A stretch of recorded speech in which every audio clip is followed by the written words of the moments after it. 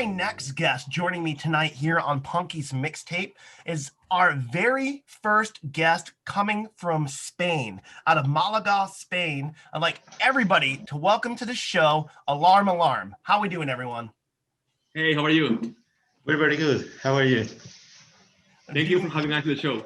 Oh, you're most welcome. Most welcome. Thank you for coming to hang out and making the time zone difference work out. I really appreciate it. Mm-hmm. Yeah, both. Good morning and good evening almost. Yeah. Wherever you are in the world, good day to you. Yeah, exactly. For my guests that may not be familiar with the band, introduce yourselves and tell us a little bit about Alarm Alarm. Well, we are Alarm Alarm, punk rock music. We play punk rock. We are from Spain. We are a trio. So basically, my name is Pablo. I sing and I play the guitar. Emilio, who cannot be here, he plays the bass guitar. And we have also. So my name is Alex, and I play drums for Alarm Alarm. We've been a band for almost 4 years now, right, Pablo? It's going to be yes, already. Oh my God! Yeah, it's going to be 4 years next March, so it's more than 3 years and a half now. Yeah. Yeah, we started this band because we wanted to do something after work, and we always liked punk music. So we just decided to rent a place to go and practice. I had to learn to play drums myself. And yeah, we started the band that way. So Alex, you weren't a drummer before you started this. No. So I played drums a couple of times before starting this band, but I learned almost everything I know while learning, while doing new songs. Yeah. That's really cool. You just found, this need to have music in your life. You've always loved punk music, and you just, decided to get together with some friends and start a band. Yes. Yeah. So initially it was the two of us, and after maybe 6 months, my brother joined the band to play bass because we couldn't find a bass player. He actually plays guitar at home, so we had to convince him to switch to bass. It was really nice because the main reason of having a band was just to get out the most of the stress as possible after work. So basically we leave the office and go to the room where we practice, and that was the main reason of the band, the only reason. But yeah, then after having 10 songs or something like that, why don't we record an album?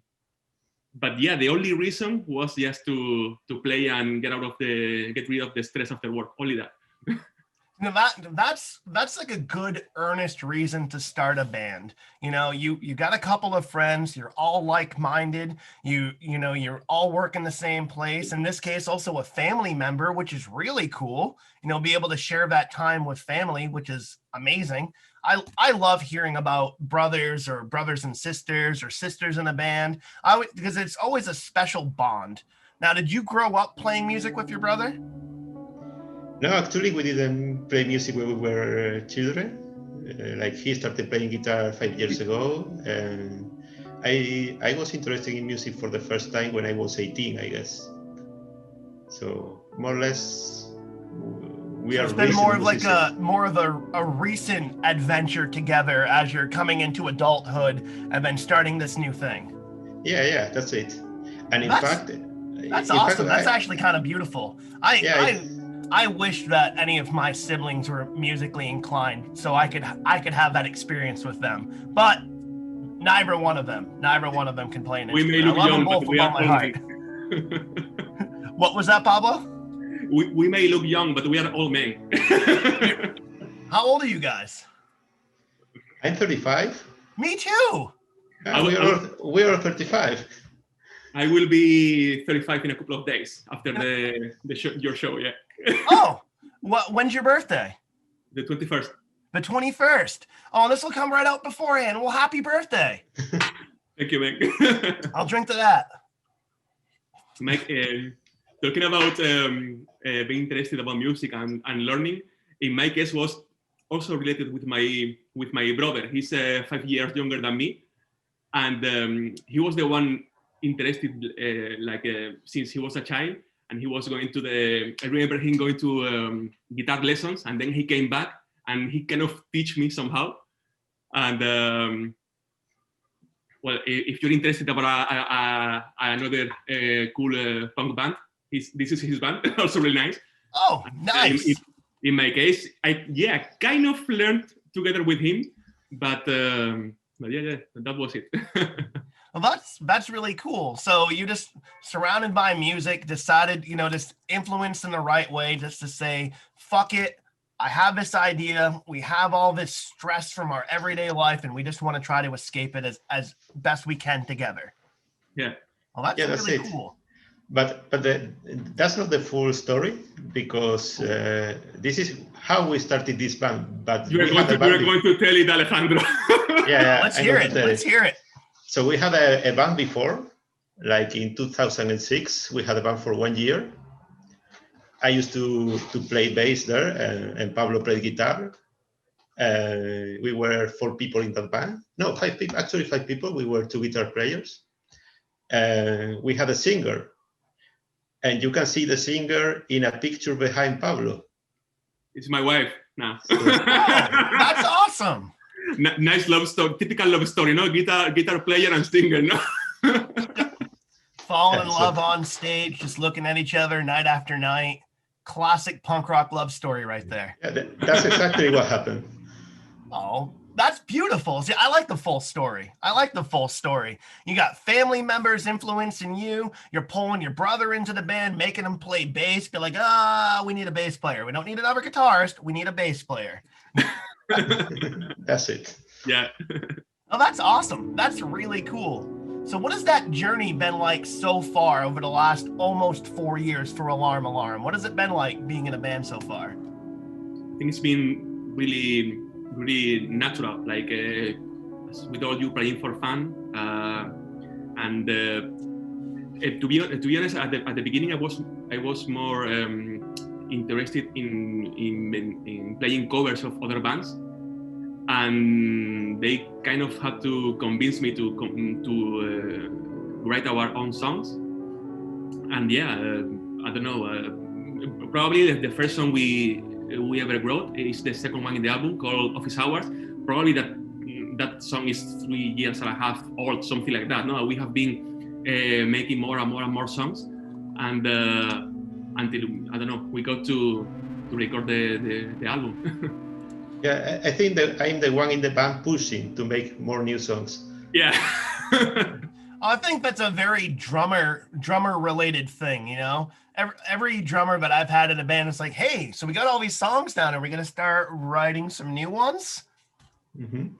Yeah, I think in my case, the main reason is I was learning while we were in the band. So for me, it was really difficult to, cover a Rancid song or a NoFX song. When you are learning, those songs are really hard. So that's why I wanted to make our own songs, to play as I want. Well, that's understandable, because like Stinky from NoFX is a machine on drums. He's one of my favorite punk drummers. And honestly, I think Stinky's like a fine wine. I think he's gotten better over the years, hands down. Yeah, I think so. He was playing faster in the beginning, but now he's playing more complex stuff. Oh, absolutely. I'd say he's definitely gotten more to being a technical drummer than before, say, like when they first started, with like, say, like Something in My Eye, the very beginning of NoFX. But my point of view of playing covers is that, for example, we even play a couple of covers of Bad Religion, no? In some songs, there are up to 3 guitarists, and in our case, we are 3 people, like in general, no. And what I like of playing covers is that we have to manage to play all of this only with 3 of us, and we obviously are not as talented as they are. So our covers are, from my point of view, are completely different to the real songs, and that's what I like.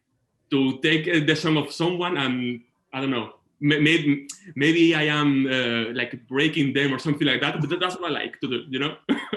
or you're making them your own. Yeah, that's what we're doing. Yeah, you know. But they're finally not better. Now, doesn't mean that they are better, but we like the way we play them. Now, what are some of your favorite songs to cover as a band? Whoa, I think it's in my case it's Bricks. It's for my brother suggested to play Bricks. What's the name of the band? I forgot the name of the band, but it's a very famous band.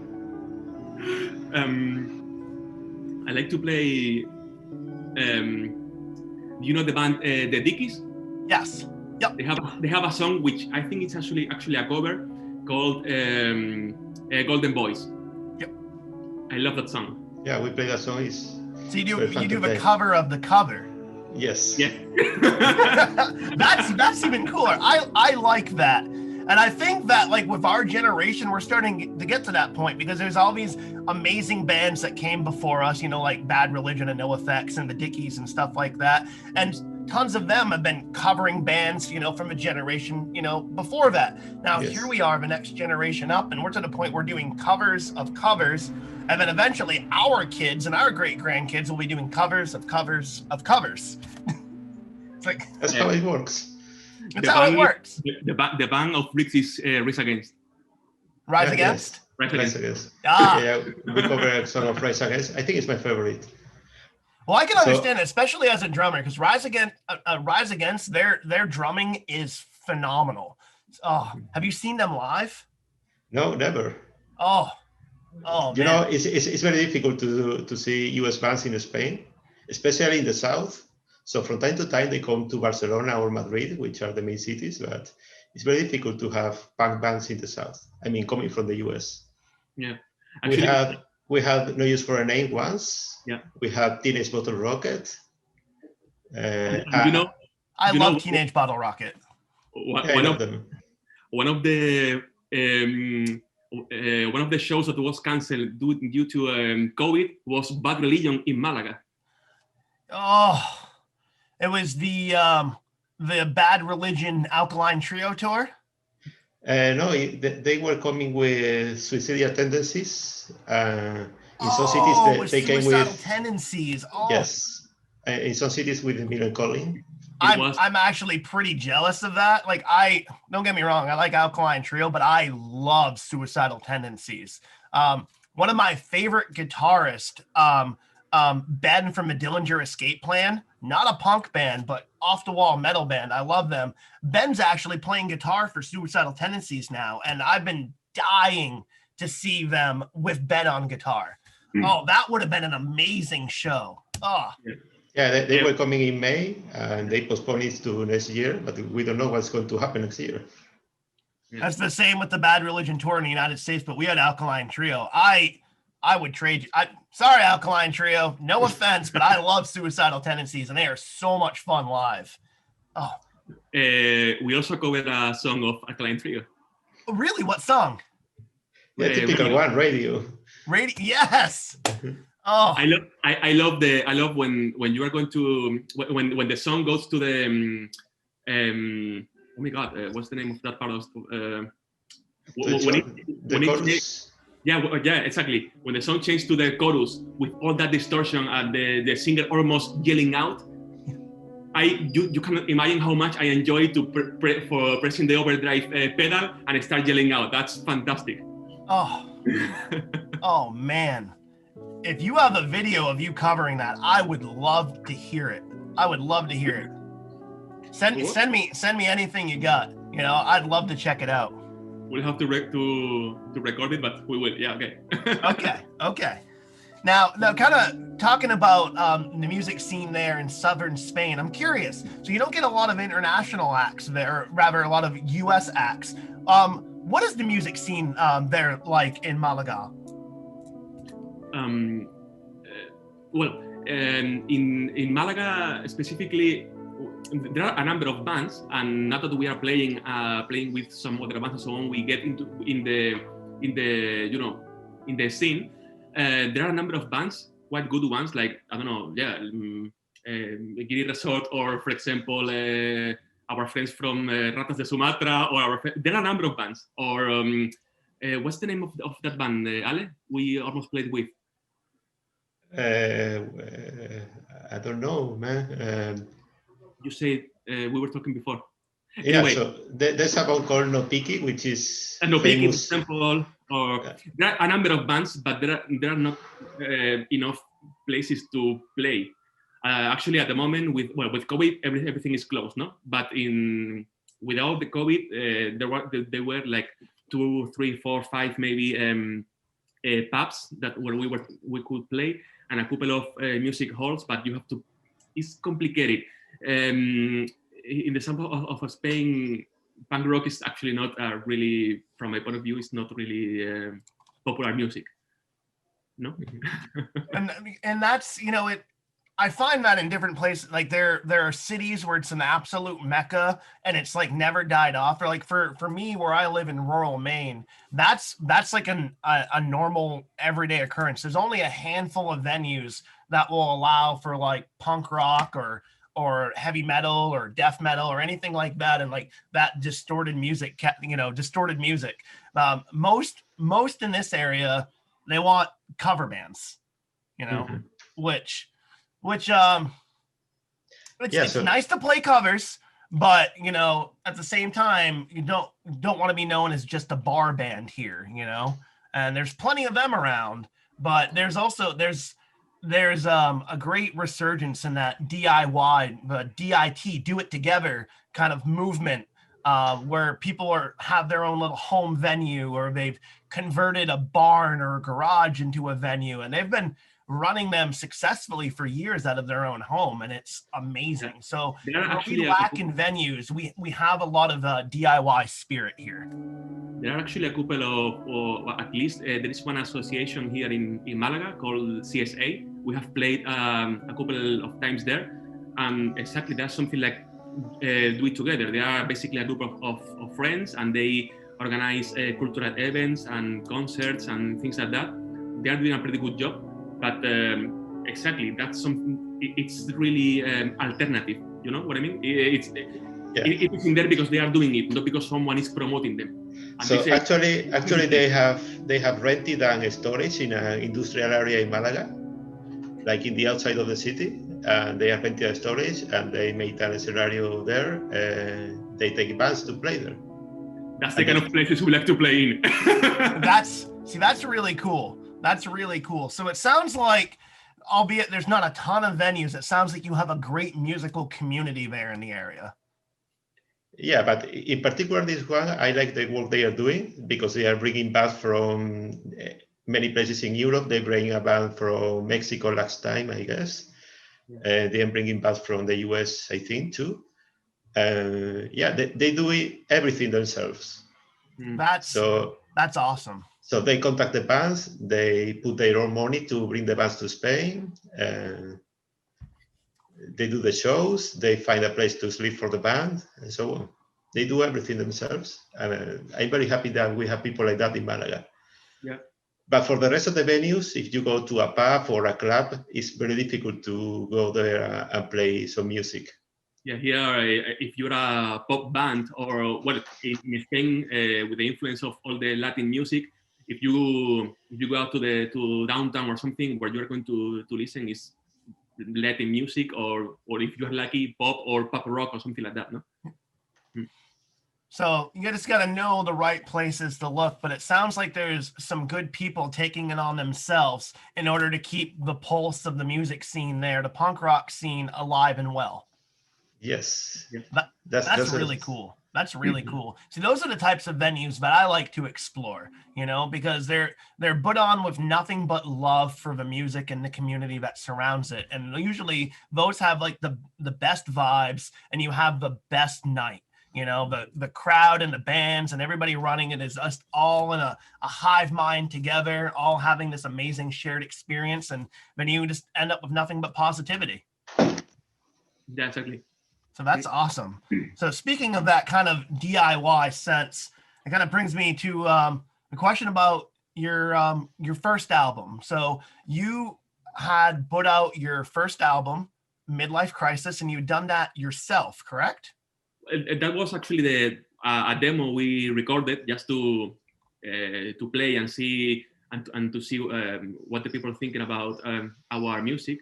But I don't know. Do you want to talk about that demo or about the album we just? Well, we can talk about the demo first, and then we'll talk about the album. Oh, okay. Oh yeah, we're gonna go through all of it. I don't know. The demo, I think, if it was more like for playing and see if we could like record something by ourselves. I don't know. What's your opinion, Ale? So actually, we were recording some demos to have some songs to show to the venues we wanted to play. So let's come here and check our song if you like them. Actually, we recorded that with a recorder in our practice room. So it's not really high quality. We have a friend who mastered the recording. I think we had to pay him like 6 beers or something like that. No. We pay them in Red Bulls. Yeah, in Red Bulls. A 6-pack of Red Bull. Here you go. Yeah, you're good to edit for the night. We'll see you tomorrow. Yeah, that's how it happened. So we had that demo and we recorded the first 4 or 5 songs we had ready. Actually, it took a lot of effort because you can make any mistake if you are recording with a recorder. It's not that you can stop and fix something. You had to do it in the first, well, not in the first try, but every song without a mistake. So in that time, it was like 3 years ago, maybe. We were playing for almost a year, more or less, I think, when we recorded that. So it's a long time ago. We made another 6 songs, and then we decided to go to the studio. So you recorded a handful of songs in your practice space, getting them out there in order for venues to hear. And then you went on to record your first full-length album. Tell us about that. After they convinced me to write new songs and so on, we had a number of good songs, and we decided to record it. The band of my wife, they recorded an EP in a studio called Holler's Analog Studio, and I had the opportunity to go there and, oh man, recording an album, even if it's not yours, like being there in the studio is a fantastic experience. And we wanted to do the same, to have our songs in an album, like well recorded by a real producer and so on. And we just decided to go there and to do it. We had to practice a lot because the album is not recorded by tracks. It's like kind of live recording. So we recorded all the instruments at the same time. After it, the solos and the things like that were recorded over it, and then the voices and the chorus and things like that. It was an awesome experience. It was probably the best weekend of my life. It was fantastic experience. Yeah, we had a really good time there. So actually, we recorded 10 songs in one day. And then in the second day is where we recorded, as Pablo said, the voices and the guitar solos and so on. And it was mastered in one day too. So it was a long weekend. Sorry to correct you, Ale. The guitar solo, because there is only one. There's only one guitar solo in there. No, I mean, I don't know the name in English, but yeah, I also play a couple of things over the music and things like that. But talking about guitar solo, we have one. Solos. Solo. The experience was wonderful. Also, we really enjoyed. I had my CD back here, but I bring it. We feel also really proud of the cover made by a friend of us called Miguel Lobato. It's he actually that looks kind of me, no? And Alex. That's awesome. I used to have a mustache at that time, so that's why I have a mustache. But COVID, you went from mustache to full beard. Yes. Yeah. He also did a fantastic job, and I mean, I only have good words for that experience. It was fantastic. We don't have label, so we paid for the well, we have a label, but not like the usual one that gives you some resources to play around or to distribute the CD and so on. It's a record that you pay and you get the CDs and then you do whatever you want.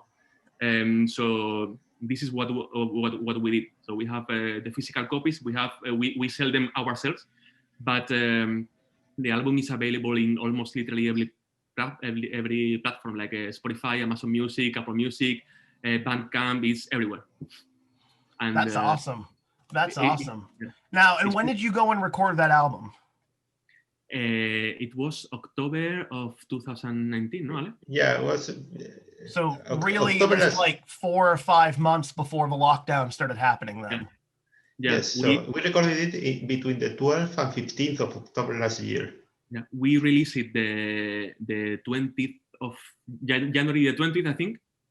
And we had planned like 3 concerts that obviously were canceled. And talking about what we talked before about the Do It Together, I was playing kind of a tiny punk rock festival in Malaga with my brother and a friend of us, and obviously it was canceled as well. So the only way of promotion that we have is playlists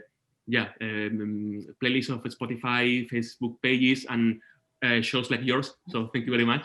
Oh, you're most welcome. The bad part is that we cannot play live and show our job in a proper way. But the good part also is that making this promotion it brings listeners from all around the world.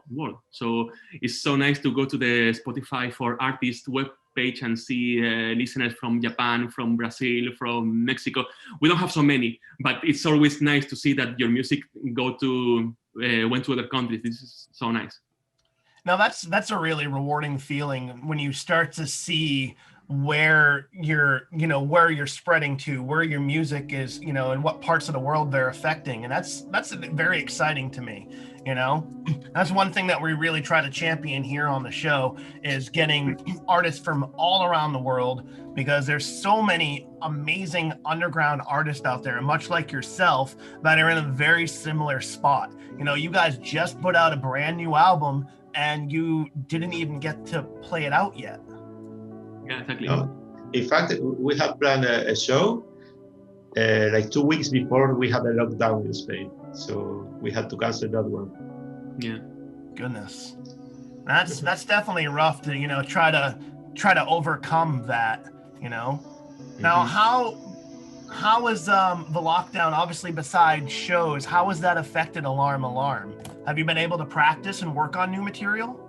Here in Spain, we had like, I don't know if they were like 2 or 3 weeks of total lockdown, but after that, with some restrictions, we were able to practice. So we have, what we have done was keep on practicing and making new songs. So we have also a number of new songs. I don't know if the next thing of Alarm will be a concert or a new album, because we almost have a full CD, man. Yeah. Never know which one's going to happen first. We can hope that people continue to use their better judgment so we can all move past this as fast as possible. So how are the numbers looking in Spain right now? Because here in the US, we're not doing a good job. Here's like what they call the second wave, no? Yeah. And every day goes worse and worse. Actually, we are. You can hear in the street and your friends and so on that probably next week or in a couple of weeks there could be another lockdown. Actually, I don't know if it's France or Italy. They are doing it already. At the moment, we are some cities are locked down. So, for example, you cannot go or come back from Madrid. You cannot do that. But in Malaga, at the moment, we can, but we don't know. And the numbers are getting worse and worse. Yeah, let's see. And how are you holding up for that mentally? I'm sure you're probably, much like the rest of us, are really feeling the pandemic fatigue at this point. Actually, it's getting better now because we had this summer, and in summer we could go and practice and play more. But I think it's going to be a hard winter here in Spain. We're lucky that we can play guitar at home and do new songs, and we talk to each other almost every day. So on that sense, we're lucky that we have this hobby that we can always do and follow. We don't need so many people to go and practice and so on. Yeah.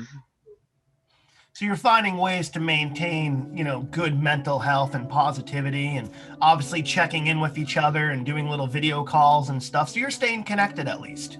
Yes, that's what I think. I think that's the most important thing, is just being able to find some sort of an anchor before, all of this, drifts us away and you're just completely overwhelmed in your own headspace. So it's good to have a good setup of social anchors and friends and family to help balance this all out as we're all dealing with, as I say, the pandemic fatigue.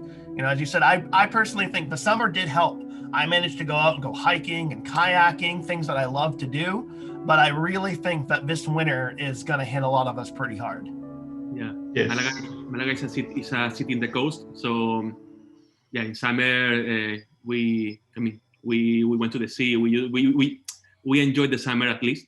But yeah, at the moment there is a restriction here that they are not allowed meetings of more than 6 people. So we are expecting how we're going to celebrate the Christmas if we do, because in my family, for example, we are more than 6 people, so we don't know what's going to happen. And that definitely makes it hard. I'm several hundred miles away from most of my immediate family. I haven't seen them since last Christmas, and it's definitely having its effect on me. I haven't seen my niece or my nephews, and that's hard. Luckily there's been video calls where I can do it, but it's not the same, especially for myself, where I'm very, very far away from most of my immediate family. It's definitely hitting me hard, but it's good to be able to connect with other people from around the world that are in similar situations, and we'll find that commonality. And I think through that commonality, we'll be able to rise up and overcome this together.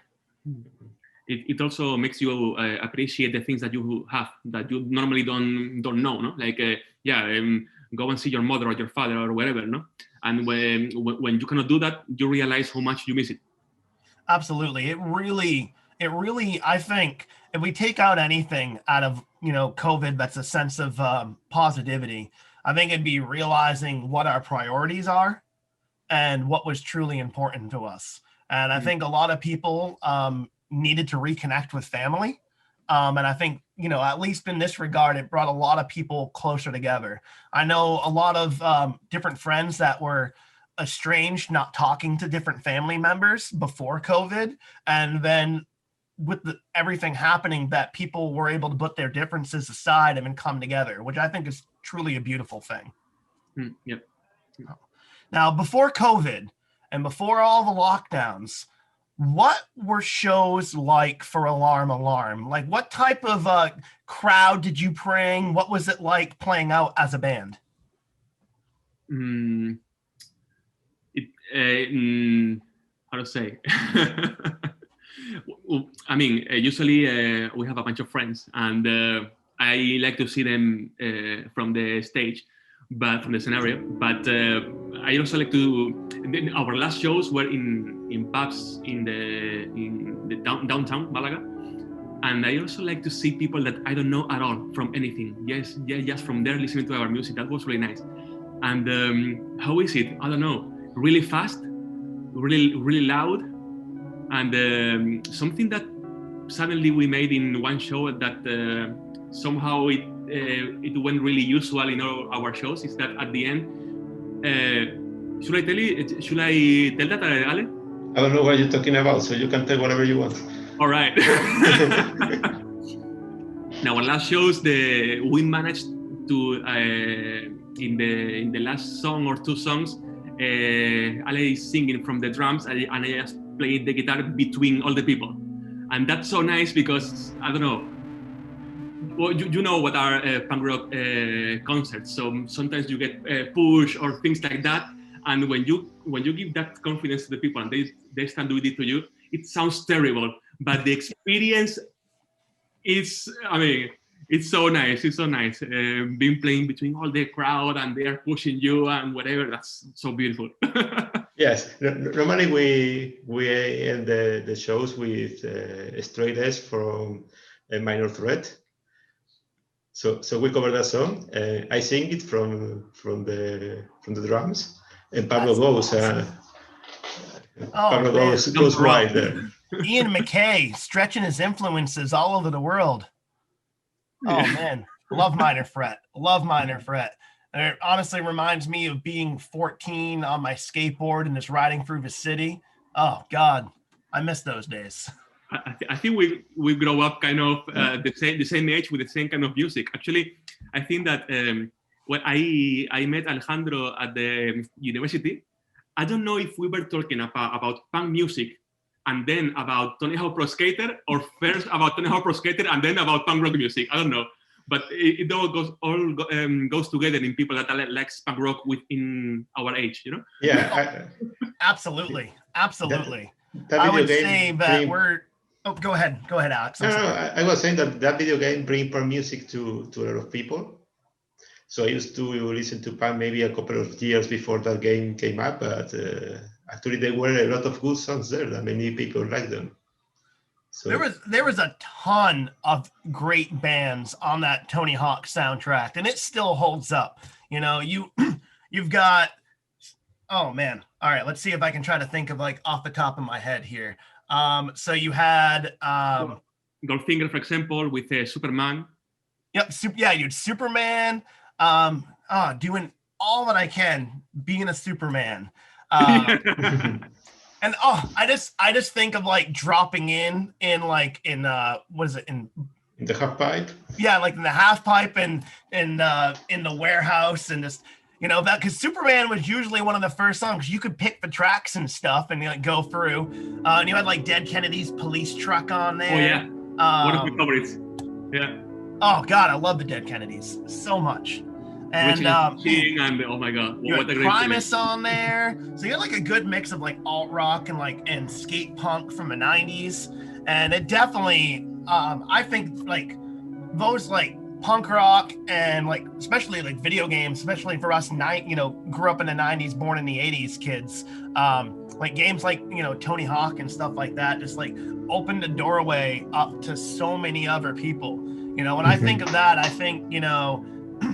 think of like Bad Religion and No Effects and the Warped Tour and Tony Hawk and my childhood, and exactly. And even as an adult, I still wear etnies.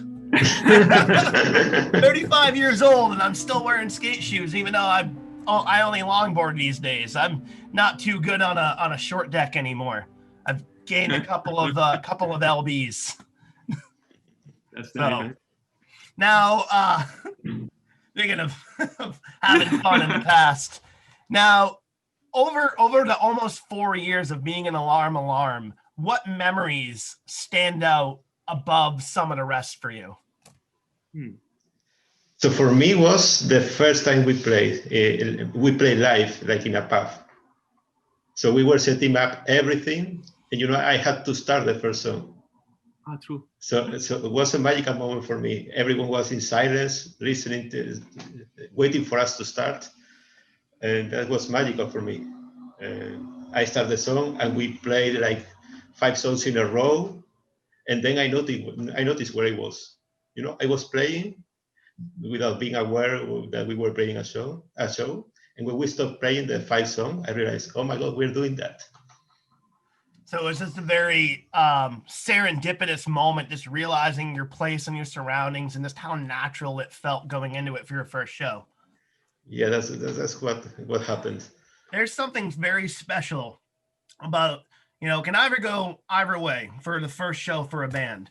It can either be truly beautiful and an amazing experience, or it could be an absolute train wreck.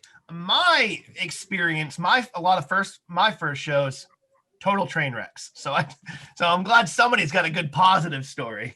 I mean, I didn't say we played well. We made we didn't actually. we made many mistakes. We had to stop a couple of times, but it was a good feeling to be playing in front of people that were listening to us. Yeah. Best feeling. I don't think much else in this world actually competes with that feeling whatsoever. Mm-hmm. For me, as a singer, I don't consider myself a singer. I'm kind of yelling out and doing what I can, no? But at the first shows, I felt like really embarrassed about my voice. I am not a singer. My wife is a singer, but I am not. But then after two or three concerts, I don't give a shit, man. I just want to have fun and play fast and loud, and I don't care about anything. Actually, I was going to say that concert, yeah, we played, oh my God, so terrible. But but the last ones, yeah, totally the opposite. Really, really nice. And my memory about the band, like the most beautiful one, probably is having the CD in my hand. Something I could never have imagined at all in my whole life. And then suddenly we have a CD, physical CD, no? Because I wanted to have it. As you said before, we grew up in the 90s and we have gone to shops and buy CDs. We don't go just to Spotify, we go there and buy them. And I just wanted to have that. Actually, I had really clear in my mind what I want for the CD. We have, the first song is an intro, kind of an intro, no? Like in the style of The Offspring, no? They usually have one intro and then we have one hidden song or something like that. We have that. In Spotify, you're not going to listen to the hidden track, but if you manage to buy the CD, you can do it. And I had it really clear in my mind. And when I had the CD in my hands, was awesome moment. Really nice. Well, it like solidified it and like made it real and physical for you, as compared to like, here's tracks on the computer and you can listen to them. You can actually hold on to it. And they're, like I said, being us kids of the 90s going to shows, we went and got albums. That's where I got most of my new music from, because I was very dissatisfied with major radio. You might get a few punk bands here and there, like the big A-listers, your NoFX, your Bad Religion, your Rancid.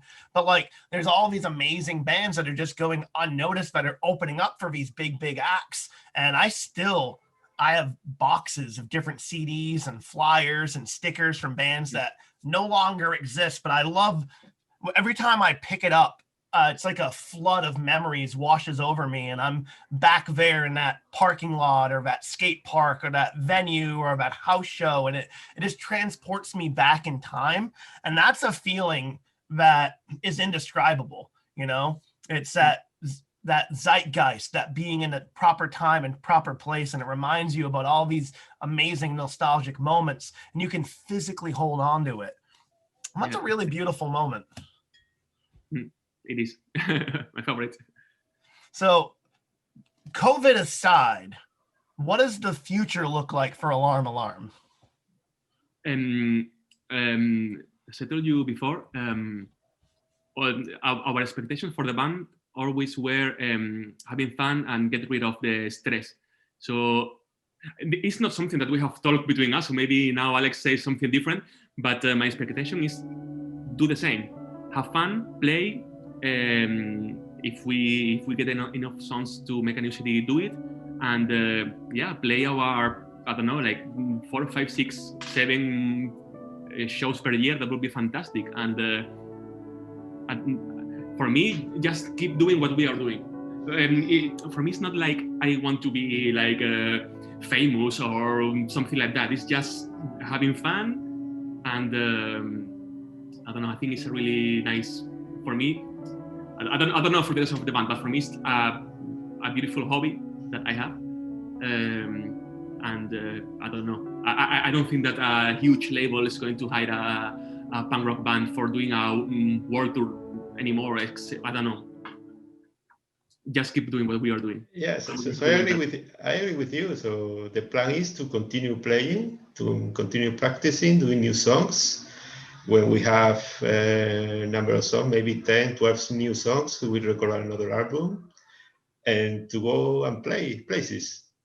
We never wanted to become big or famous. If it happens, we won't say no. but our expectations are not like that. We can leave that for the young bands that are playing hard and having that feeling of wanting to grow up. For us, it's okay if we still do it. For me, it will be. I mean, it would be fantastic if we keep on doing this until we retire. I don't know. Well, that's a really good expectation. I just want to have fun and play music with my friends and my family. And when your expectations are like that, you'll never be disappointed because you're in it for the earnest reasons, for the most heartfelt reasons. You're doing it just to create music, not for notoriety or anything like that. You just have the music in you and you just want to share it. And you're having fun along the way. And that's the most important factor right there, is that you're having a good time and you're bringing joy into your life, into each other's lives with your camaraderie and your companionship, but you're bringing joy to other people as well. And I think that's one of the most important things of being an artist, that if what you're doing can inspire other people in a positive light, then I think you're doing all right. And to me, that's truly being successful. Well, thank you. Then we're a successful band.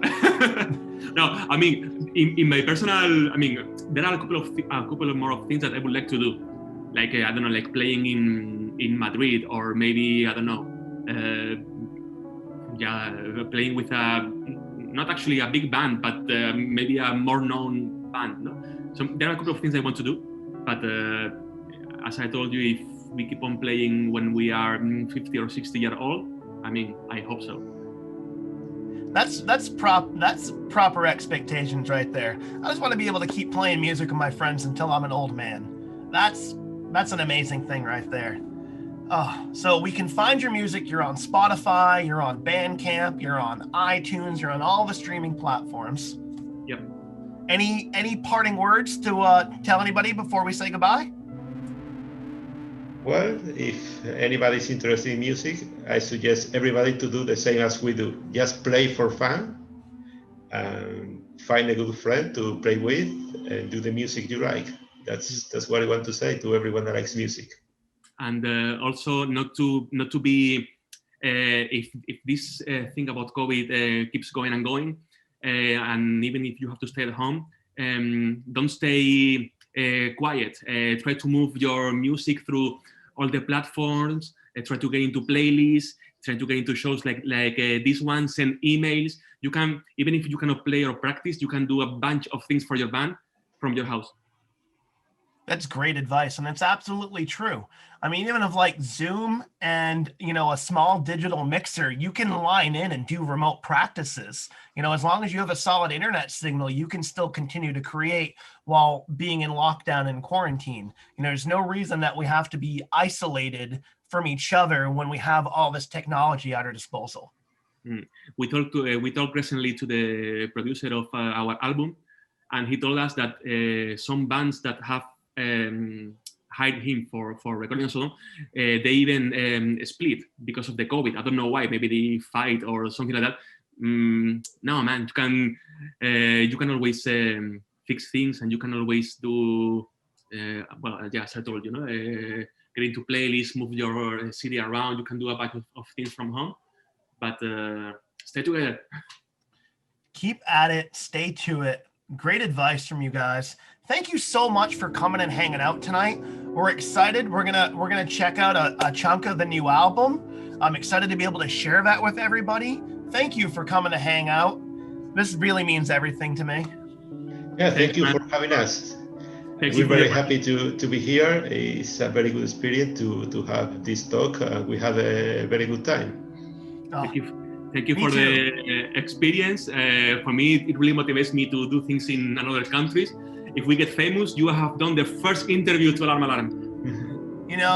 If you guys get famous for my interview, I'd be that'd be amazing. But I'm glad to know that I was the first. I mean, I've been a lot of people's first interviews, and I hold that as a badge of honor. I really do. You're an amazing band. You've got a great message of positivity, and that needs to be shared with the entire world. And I'm glad to do so for you. So thank you for being a part of the show. Thank you, man. Thank you very much. Thank you. Thank you. My guests tonight have been Alex and Pablo of Alarm. Thank you so much for joining me. Thanks.